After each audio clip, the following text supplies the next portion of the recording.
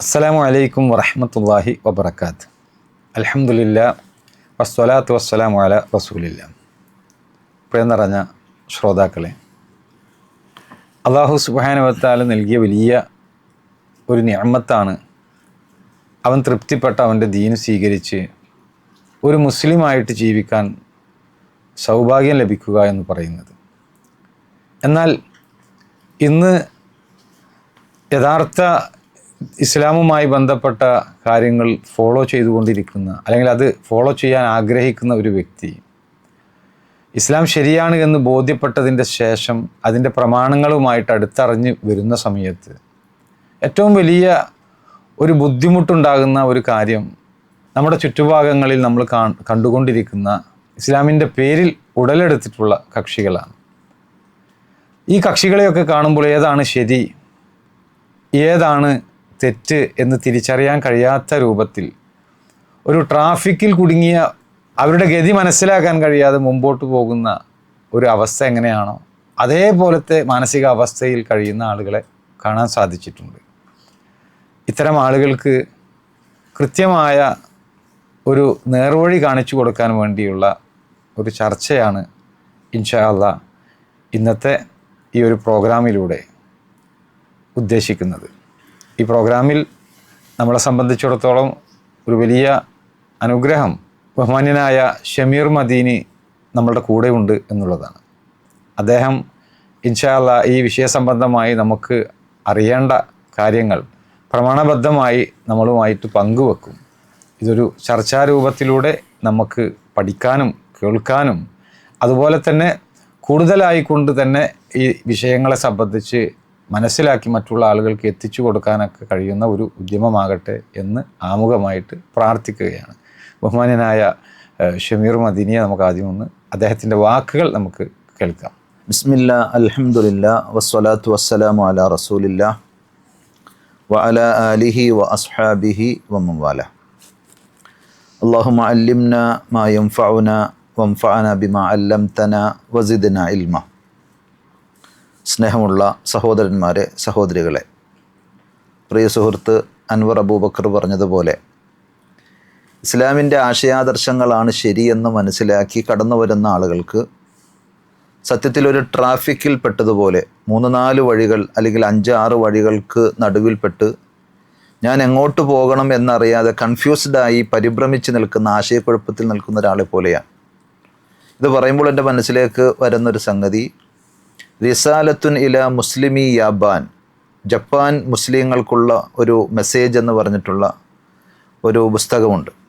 അതായത് ഇസ്ലാമിക ദഅവത്തൊക്കെ മനസ്സിലാക്കി അതിൻ്റെ ശരിയും ഖുർആനാണ് സത്യം, ഇസ്ലാമാണ് ശരി എന്ന് മനസ്സിലാക്കി വന്ന ബുദ്ധിജീവികളായ സയൻറ്റിസ്റ്റുകളായ കുറേ നല്ല നല്ല ആളുകൾ അവർ ഇസ്ലാം സ്വീകരിച്ച് കലിമ ചൊല്ലി വന്നപ്പോൾ മദ്ഹബിൻ്റെ ആളുകളും അതേപോലെ മറ്റു പല ആളുകളും ചെന്നിട്ട് നിങ്ങൾ ഞങ്ങളുടെ കൂടെ വരണം എന്നിങ്ങനെ പറഞ്ഞ് ആകെ അവരെ വട്ടം തിരിച്ച് അവരിനി ഇസ്ലാമിലേക്ക് തന്നെ ഇല്ല എന്ന് തീരുമാനിച്ചു പോകേണ്ട ഒരവസ്ഥയിലേക്ക് എത്തിയ ഒരനുഭവമുണ്ട്. അതിൻ്റെ അടിസ്ഥാനത്തിലാണ് എൻ്റെ ഓർമ്മ ശരിയാണെങ്കിൽ മഷ്ഹൂർ ഹസൻ സൽമാൻ എന്ന ഒരു പണ്ഡിതൻ ജമാഅത്തുൻ വാഹിദ ല ജമാഅത്ത്, മദ്ഹബുൻ വാഹിദ്, അതായത് കുറേ സംഘങ്ങളും ഗ്രൂപ്പുകളും വേണ്ടതില്ല, കുറേ വീക്ഷണധാരകളുള്ള ആശയ രീതികൾ സ്വീകരിക്കേണ്ടതില്ല, ഒന്നാണ് ശരി എന്ന് പറഞ്ഞുകൊണ്ട് സമർത്ഥിക്കുന്ന ഒരു പുസ്തകം ഈ ഒരു പശ്ചാത്തലത്തിലാണ് അദ്ദേഹം എഴുതുന്നത്. അപ്പോൾ നമ്മെ സംബന്ധിച്ചിടത്തോളം ശരിയാണ് എന്ന് മനസ്സിലാക്കാൻ ഓരോ വിഭാഗത്തെ സംബന്ധിച്ചും അവരുടെ ഓരോ കാര്യങ്ങളും എടുത്ത് പരിശോധിക്കുകയും പഠിക്കുകയും ചെയ്യാമെന്ന് പറഞ്ഞാൽ, പ്രത്യേകിച്ച് ജോലി തിരക്കുകളും അവരുടെ മഈഷത്തുമായി ബന്ധപ്പെട്ട ഒട്ടേറെ മറ്റു കാര്യങ്ങളുടെ ഇടയിൽ മതപഠനം ആഗ്രഹിക്കുന്ന ഒരാൾക്ക് സാധ്യമായിക്കൊള്ളണമെന്നില്ല. പക്ഷെ ശരിയിൽ ഞാൻ എപ്പോഴും ഫോളോ ചെയ്യേണ്ട അടിസ്ഥാനപരമായ കാര്യങ്ങൾ എന്താണ് എന്നത് റസൂലുള്ളാഹി സ്വല്ലല്ലാഹു അലൈഹി വസല്ലം നമ്മെ പഠിപ്പിച്ചിട്ടുണ്ട്. പരിശുദ്ധ ഖുർആനും അത് വ്യക്തമാക്കി നമുക്ക് തരുന്നുണ്ട്. അതിലെനിക്ക് ഒന്നാമതായി പറയാനുള്ളത്, പ്രമാണം ബോധ്യപ്പെട്ടാൽ അള്ളാഹു പറഞ്ഞതാണ്, നബി സല്ലല്ലാഹു അലൈഹി വസല്ലം പഠിപ്പിച്ചതാണ് എന്ന് നമുക്ക് ബോധ്യപ്പെട്ട് കഴിഞ്ഞാൽ അവിടെ വാപ്പ എതിരാണ്, ഉമ്മ എതിരാണ്, കൊച്ചാപ്പയും മൂത്താപ്പയും ഇതിനോട് സപ്പോർട്ടല്ല, എൻ്റെ സുഹൃത്തുക്കളും നാട്ടുകാരും ഒക്കെ അതിനെതിരാണ് എന്നിങ്ങനെ പറഞ്ഞ് നമുക്ക് ബോധ്യപ്പെട്ട ഒരു യാഥാർത്ഥ്യത്തെ തെളിവുകൾ മാറ്റിവെച്ച് വേറെ ഏതെങ്കിലും താല്പര്യങ്ങൾക്കൊപ്പിച്ച് നിൽക്കാൻ പാടുള്ളതല്ല. കാരണം പരിശുദ്ധ ഖുർആൻ തന്നെ പറയുന്നുണ്ട്, 24-ാം അധ്യായം സൂറത്തു നൂറിലെ 51-ാമത്തെ വചനം, ഇന്നമാ കാന ഖൗലൽ മുഅ്മിനീന ഇദാ ദുഊ ഇലല്ലാഹി വറസൂലിഹി ലിയഹ്കുമ ബൈനഹും അൻ യഖൂലു സമിഅനാ വഅതഅനാ. സത്യവിശ്വാസികളായ ആളുകളുടെ നിലപാടും പ്രഖ്യാപനവും ഇത്രയേ പാടുള്ളൂ. അള്ളാഹുവിലേക്ക് അല്ലെങ്കിൽ അവൻ്റെ റസൂലിലേക്ക് ഒരു വിഷയത്തിൽ തീർപ്പ് കൽപ്പിക്കാൻ വേണ്ടി അവരെ ക്ഷണിച്ചു കഴിഞ്ഞാൽ അവരുടെ പ്രഖ്യാപനം, അവരുടെ നിലപാട് ഇത്രമാത്രം, അൻ യഖൂലു സമിഅനാ വഅതഅനാ. അള്ളാഹു പറയുന്നത് എന്താണെങ്കിലും നബി സല്ലല്ലാഹു അലൈഹി വസല്ലം പഠിപ്പിച്ചത് എന്താണെങ്കിലും ഞാനിതാ അത് കേട്ടിരിക്കുന്നു, അനുസരിച്ചിരിക്കുന്നു. ആ ഒരു നിലപാട് നമ്മൾ മാറ്റാത്തിടത്തോളം അള്ളാഹുവിൻ്റെ തൗഫീഖ് നമുക്കുണ്ടാകും. ഇപ്പോൾ ഇതിലെ ഒരു ശരിയായ മാർഗം ഏതാണ് എന്ന് കൃത്യമായി മനസ്സിലാക്കണമെന്ന് ആഗ്രഹിക്കുന്ന ഒരാൾ, അദ്ദേഹത്തെ സംബന്ധിച്ചിടത്തോളം ഇന്ന് ഒരുപാട് സംഘങ്ങളുണ്ടല്ലോ. ഇപ്പോൾ നമ്മുടെ നാട്ടിൽ തന്നെ നമ്മൾ പറയുകയാണെങ്കിൽ മുജാഹിദ് പ്രസ്ഥാനങ്ങളുണ്ട്, അതുപോലെ ജമാഅത്തെ ഇസ്ലാമിയുണ്ട്, തബ്ലീഗ് ജമാഅത്തുണ്ട്, സമസ്തയുടെ പ്രസ്ഥാനങ്ങളുണ്ട്. ഇതിൽ നിന്നൊക്കെ ഇവരെല്ലാവരെയും പഠിച്ച് അതിൽ നിന്ന് ഏതാണ് ശരി എന്നുള്ളത് മനസ്സിലാക്കുക എന്ന് പറയുന്നത് അതൊരു പ്രായോഗികമായിട്ട് ബുദ്ധിമുട്ടുള്ളൊരു കാര്യമാണ്. അപ്പോൾ ഏറ്റവും എളുപ്പത്തിൽ വ്യതിചലിച്ച കക്ഷികളെ തിരിച്ചറിയാൻ വേണ്ടി ശരിയായ കക്ഷി ഏതാണ് എന്നുള്ളത് മനസ്സിലാക്കാൻ വേണ്ടിയിട്ടുള്ള ഒരു മാർഗം എന്താണ്? അതാണ് ഞാൻ നേരത്തെ പറഞ്ഞത്. ഒന്ന്, നമ്മൾ തെളിവുകൾ നബി സല്ലല്ലാഹു അലൈഹി വസല്ലം പഠിപ്പിച്ചത്, അള്ളാഹ് പറഞ്ഞത് എന്നത് അത് നമുക്കാണ് ബോധ്യപ്പെട്ട് കഴിഞ്ഞാൽ അതിൻ്റെ കൂടെ നമ്മൾ നിൽക്കണം, വീട്ടുകാരും നാട്ടുകാരും ഒക്കെ എതിരാണെങ്കിലും. രണ്ടാമത്തേത്, ആ തെളിവ് അതിൻ്റെ ഒരു ആക്യുറസി, കൃത്യത നമ്മൾ മനസ്സിലാക്കേണ്ട ഒരു രീതിയും ഖുർആൻ പഠിപ്പിച്ചിട്ടുണ്ട്. നബി സല്ലല്ലാഹു അലൈഹി വസല്ലമയുടെ വാക്കുകളിൽ കാണാം, സൂറത്തുൻ നിസായിലെ 115-ാമത്തെ ആയത്ത്, 4-ാം അധ്യായം സൂറത്തുൻ നിസാ അതിലെ 115-ാമത്തെ ആയത്ത്, വമൻ യുശാഖിഖിർ റസൂല മിൻ ബഅദി മാ തബയ്യന ലഹുൽ ഹുദാ വയത്തബിഅ ഗൈറ സബീലിൽ മുഅ്മിനീന നുവല്ലിഹി മാ തവല്ല വനുസ്ലിഹി ജഹന്നം വസാഅത്ത് മസീറ.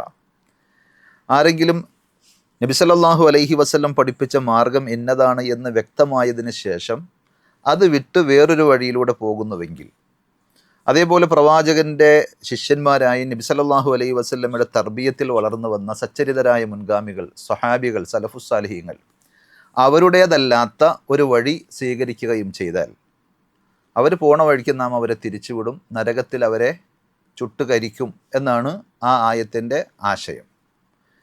ഇതേ കാര്യമാണ് നബി സല്ലല്ലാഹു അലൈഹി വസല്ലം ഒന്നുകൂടി വ്യക്തമാക്കി നമുക്ക് പറഞ്ഞു തന്നത്.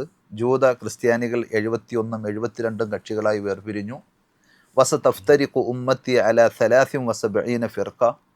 എൻ്റെ ഉമ്മത്തും ഭിന്നിക്കും, അവരെക്കാൾ ഒരുപടി മുന്നിൽ ഭിന്നതയുടെ കാര്യത്തിൽ എൻ്റെ സമുദായം ഉണ്ടാകുമെന്നാണ്. പക്ഷെ എൻ്റെ സമുദായത്തിൽ ഏതെങ്കിലും ഒന്നിൽ നിങ്ങൾ ഉണ്ടായാൽ മതി എന്നാണോ പറഞ്ഞത്? അല്ല.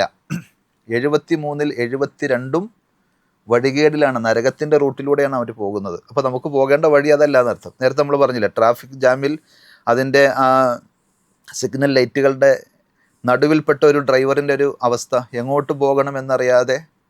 അപ്പോൾ ഇത് പോകാൻ പറ്റുന്ന വഴിയല്ല, 72ഉം ബ്ലോക്കഡാണ്, അത് പോകേണ്ട വഴിയല്ല എന്ന് നബി സല്ലല്ലാഹു അലൈഹി വസല്ലം അവിടെ നിന്നിട്ട് നമുക്ക് ട്രാഫിക് കാണിച്ചു തരുന്നത് പോലെ. ഏതാണ് ശരിയുടെ വഴി? മാ അന അലൈഹി വ അസ്ഹാബി, ഞാനും എൻ്റെ സ്വഹാബത്തും അനുചരന്മാർ ഏതൊരു വിശ്വാസത്തിലും ആദർശത്തിലുമായിരുന്നോ ആ വഴിയാണ് നിങ്ങൾ പിൻപറ്റേണ്ടത്. അതുകൊണ്ട് ആ ഒരു ചിന്തയും ബോധവും നമുക്കുണ്ടെങ്കിൽ തീർച്ചയായും ഇനി 100 അല്ല 1000കണക്കിന് ആശയങ്ങളും പ്രസ്ഥാനങ്ങളും ഗ്രൂപ്പുകളും വന്നാലും ഒരു വിശ്വാസി കൺഫ്യൂഷൻ ആവുകയില്ല. അയാൾക്ക് നേർവഴിയിലൂടെ സഞ്ചരിക്കാനുള്ള തൗഫീക്ക് കിട്ടും. അതാണ് നമ്മൾ ഓരോ നിസ്കാരത്തിൻ്റെ വേളയിലും സൂറത്ത് ഫാത്തിഹയിലൂടെ നമ്മൾ റബ്ബിനോട് ചോദിക്കുന്നത്, ഇഹ്ദിനസ് സിറാത്തുൽ മുസ്തഖീം, അള്ളാഹുവേ നേരായ ചൊവ്വായ പാതയിലൂടെ എന്നെ നീ വഴി നടത്തണേ. ആ ഒരു മനസ്സും പ്രാർത്ഥനയും ഉണ്ടെങ്കിൽ പകൽ വെളിച്ചത്തേക്കാൾ വ്യക്തതയോടുകൂടി ഹക്ക് നമ്മുടെ മുമ്പിൽ തെളിഞ്ഞു വരും. നബി സല്ലല്ലാഹു അലൈഹി വസല്ലം തന്നെ ഉണർത്തിയതാണ്, ഇസ്ലാമിൻ്റെ ഒരു പ്രത്യേകതയും കൂടിയാണ്. തറക്തുക്കും അല മിസ്ലിൽ ബൈളാ ലൈലുഹ കനഹാരിഹ, രാവ് പോലും പകലിന് സമാനമായ ആ ഉപമ നിങ്ങൾ ആലോചിച്ച് നോക്കുക. രാത്രി എന്ന് പറഞ്ഞാൽ പകല് പോലെ വ്യക്തമാണ്. അപ്പോൾ അതിൻ്റെ പകൽ എത്ര വ്യക്തമായിരിക്കും? സുബ്ഹാനല്ലാഹ്. ലാ യസീഗു അൻഹ ഇല്ലാ ഹാലിക്, സ്വയം നശിച്ചവനല്ലാതെ അതിൽ നിന്ന് തെറ്റിപ്പോവുകയില്ല. അപ്പോൾ ഇത്രയും ക്ലിയർ കട്ടായ സംഗതി നമ്മൾ പഠിക്കാനും അന്വേഷിക്കാനും ഒന്ന് മനസ്സ് വെക്കുന്നുണ്ടോ എന്നുള്ളതാണ് അടിസ്ഥാനപരമായ ചോദ്യം. അങ്ങനെയാണെങ്കിൽ ഏത് വിഭാഗങ്ങളെ സംബന്ധിച്ചും ഏത് ആശയങ്ങൾ വരുമ്പോഴും ഇത് ശരി ഇത് തെറ്റിയെന്ന് നമുക്ക് മനസ്സിലാക്കാൻ അള്ളാഹുവിൻ്റെ തൗഫീഖോടുകൂടി സാധിക്കും ഇൻഷാ അല്ലാഹ്. ഇതിലൊരു വിഷയമുള്ളത്, അപ്പോൾ ഞാനൊക്കെ ഈ ഒരു ആശയത്തെ അല്ലെങ്കിൽ ഇസ്ലാമി ബോധ്യപ്പെട്ടുകൊണ്ട് അത് ശരിയായ മാർഗ്ഗം ഏതാണോ അതിൽ അടിയുറച്ച് നിൽക്കണമെന്ന് ആഗ്രഹിച്ചിട്ട് ഇത് പഠിക്കാൻ വേണ്ടി വന്ന സമയത്തൊക്കെ ജമാഅത്ത് ഇസ്ലാമിയുമായി ബന്ധപ്പെട്ട കുറേ പുസ്തകങ്ങൾ വായിച്ച് പഠിക്കാൻ ശ്രമിച്ചിട്ടുണ്ട്. അപ്പോൾ അതിൽ ഒരു പ്രധാനപ്പെട്ട ഒരു കാര്യം ഇപ്പോൾ ഇവിടെ സൂചിപ്പിച്ചതുപോലെ 72 പിഴച്ച കക്ഷികളും ഒരു ശരിയായ കക്ഷിയും ഈ ഹദീസുകളൊക്കെ ഉണ്ടല്ലോ. ഇത്തരം ഹദീസുകളൊക്കെ അതിനെ സിഹത്ത് ശരിയല്ല എന്ന് പറഞ്ഞുകൊണ്ട് വിമർശിക്കുന്നുണ്ട്. ഒരു ഉദാഹരണം പറഞ്ഞു കഴിഞ്ഞാൽ ഒ അബ്ദുറഹ്മാൻ സാഹിബിൻ്റെ ചോദ്യോത്തരങ്ങൾ എന്ന് പറയുന്ന പുസ്തകം, അതിലെ ഒരു ഭാഗം ഞാൻ വായിച്ചു തരാം. ഇവിടെ ഒ അബ്ദുറഹ്മാൻ സാഹിബ് ഇസ്ലാമിക പ്രസ്ഥാനം ചോദ്യങ്ങൾക്ക് മറുപടി എന്ന ഗ്രന്ഥത്തിൽ 178, 179 പേജുകളിലായിട്ട് പറയുകയാണ്, ഇങ്ങനെയൊരു ഹദീസ് പാഠഭേദങ്ങളോടെ ചിലപ്പോൾ വൈരുദ്ധ്യങ്ങളോടെയും ഉദ്ധരിക്കപ്പെട്ടിട്ടുണ്ട്. തദടിസ്ഥാനത്തിൽ കഴിഞ്ഞ കാലങ്ങളിലും ഇക്കാലത്തും പല മുസ്ലിം സംഘടനകളും വിഭാഗങ്ങളും തങ്ങളല്ലാത്തവരെയൊക്കെ നരകാവകാശികളാക്കാൻ കിണഞ്ഞു ശ്രമിച്ചിട്ടുമുണ്ട്.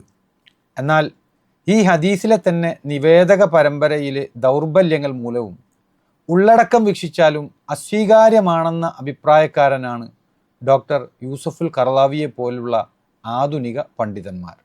ഇതാണ് ഒ അബ്ദുറഹ്മാൻ സാഹിബ് ഈ ഹദീസുമായി ബന്ധപ്പെട്ടുകൊണ്ട് പറയുന്നത്.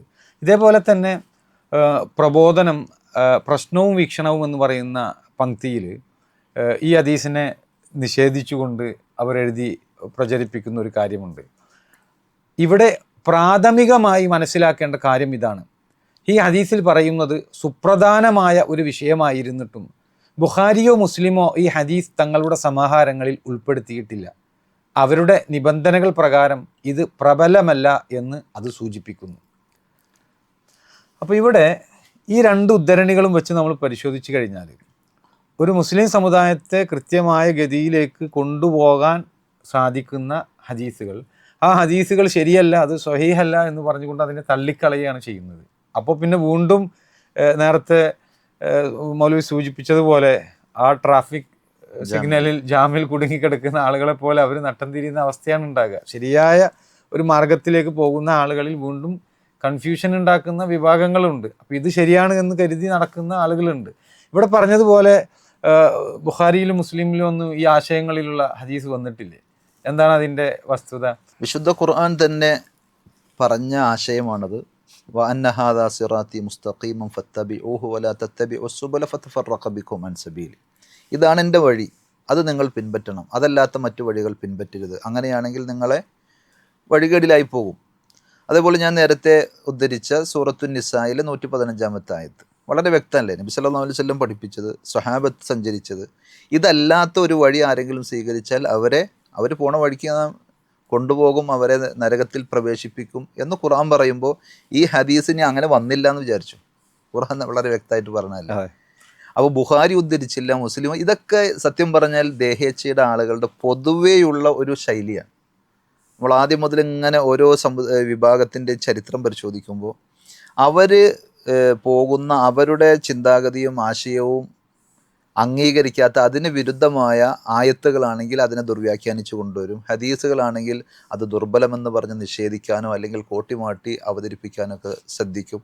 എന്നാൽ സത്യത്തിൽ സ്വഹീഹ് മുസ്ലിമിൽ നമുക്ക് ഇതേ ആശയത്തിലുള്ള ഹദീസുകൾ കാണാൻ കഴിയും. ഇമാം ബുഖാരിയുടെയും ഇമാം മുസ്ലിമിൻ്റെയും ഒക്കെ അടക്കം നിരവധി ഹദീസുകളിൽ ഈ ആശയം നമുക്ക് കാണാൻ കഴിയുന്നതാണ്. ഖുർആൻ പറഞ്ഞ ഇസ്ലാമിൻ്റെ അടിസ്ഥാനപരമായ ആശയം തന്നെ നമുക്കതിൽ കാണാൻ കഴിയും. وعن ثوبان رضي الله عنه قال قال رسول الله صلى الله عليه وسلم لا تزال طائفة من أمتي ظاهرين على الحق لا يضرهم من خذلهم حتى يأتي أمر الله وهم كذلك. ഒരു വിഭാഗം സത്യത്തിൽ തന്നെ, എൻ്റെ ഉമ്മത്തിൽപ്പെട്ട ഒരു വിഭാഗം സത്യത്തിൽ ആയിക്കൊണ്ടേയിരിക്കും, അവർ നിലയുറപ്പിച്ചുകൊണ്ടേയിരിക്കും. ലാ യളുറുഹും മൻ ഖദലഹും, അവരെ കൈയൊഴിക്കുന്നവരാരും അവർക്ക് യാതൊരു ദോഷവും വരുത്തുകയില്ല. അള്ളാഹുവിൻ്റെ വിധി, അള്ളാഹുവിൻ്റെ കൽപ്പന വരുന്നതുവരെയും അവർ ആ സത്യത്തിൽ തന്നെ സഞ്ചരിച്ചു കൊണ്ടേയിരിക്കും. അപ്പോൾ ഇങ്ങനെ ഇതേ ആശയത്തിലുള്ള വേറെയും ഹദീസുകൾ ബുഖാരിയിലും മുസ്ലിമിലും എന്ന് മാത്രമല്ല പരിശുദ്ധ ഖുർആനിൽ തന്നെ ഈ ആശയം നമുക്ക് കാണാൻ കഴിയുന്നതാണ്.